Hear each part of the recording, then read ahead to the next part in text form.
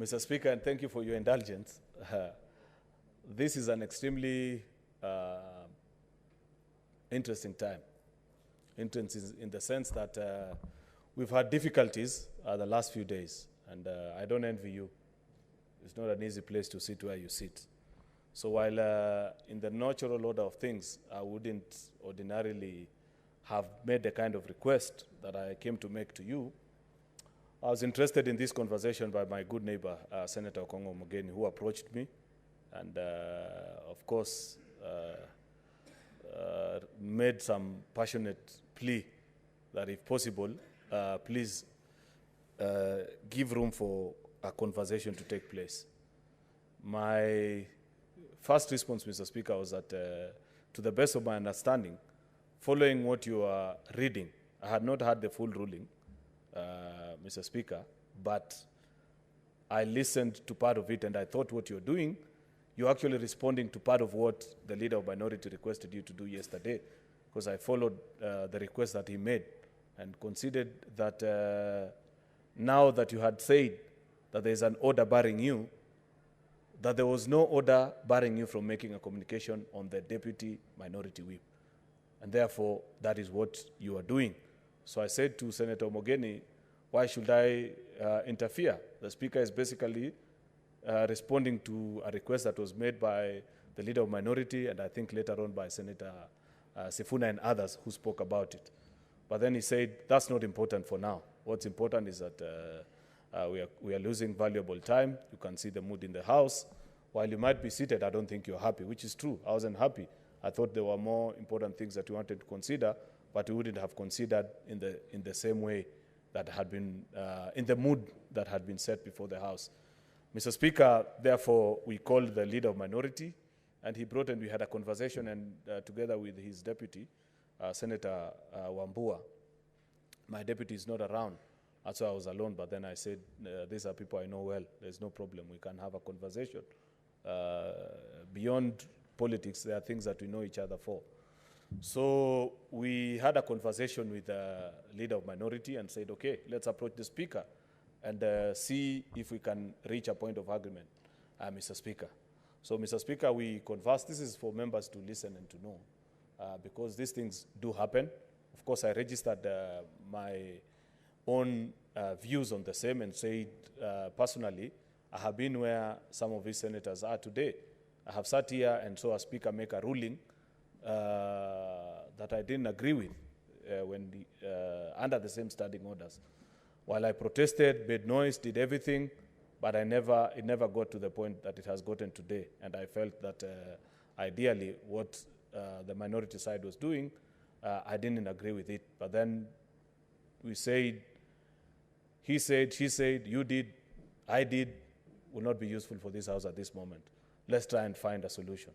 And I think a solution is what we have proposed together with the leader of minority, Mr. Speaker, that I want to humbly plead with you. I know it's not easy because, first of all, you're an elder. Secondly, you're the Speaker in charge. You're an elected senator. And for the kind of sins that have happened before you, I don't think they make you happy in any way. But on behalf of the leadership that came to see you, we have apologized to you and said, Mr. Speaker, let that be behind us as a House. But then we want to plead with you that, first of all, in the interest of a bigger conversation, you abandon the communication that you wanted to make this afternoon. That's our humble request to you, that we plead with you, Mr. Speaker, that because there's a broader conversation that will take place, we have also agreed on the third point, which I'll mention. That's point number one, the request. Secondly, Mr. Speaker, I want to plead with you, because it's within your power still. You make communication, you pass a conversation, you can equally undo it. That the 4 colleagues that you had requested to leave the chamber, I personally plead on their behalf that you let that matter rest. I want to plead that we avoid cheers for today, because, you know, this matter is not settled before the Speaker. The person actually aggrieved is a Speaker. You can equally be a Speaker one day or chair of a committee, and if these things happen to you, it's not very easy.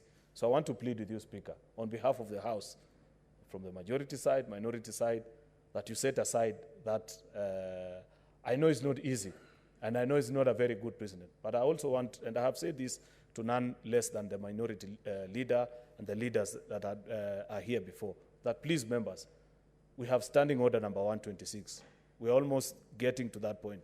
It is not a very good thing if we get to standing order number 126, because if the speaker asks you to retreat from the chamber and you refuse, there are consequences, and they are very grave. So I want to plead with us as members that come what may, either from the minority side or even from the team, the majority side, let us pass on the due respect that it is to the office of the speaker. We will agree with him. There are days even I, as majority leader, will disagree with him. Members of my team will do it. But for the sake of sanity of this house, let us pass on the respect to that office. And we have pleaded with you, Speaker, that let that matter rest. Find it in your heart to let it sleep, so that our 4 colleagues can be seated together with us and we continue with the business. Then the third and the final thing, Mr. Speaker, is that we have given you our undertaking that tomorrow at 10 in the morning, we will be gathered as a leadership of the House. We'll come to your office. The minority leader will come with his team. I'll come with mine, and we reach a way forward on this particular issue. So that is a humble pleading that I bring before you, Mr. Speaker. I know it's not very easy, but I plead with you so that we can have, in the interest of sanity to the House, Mr. Speaker.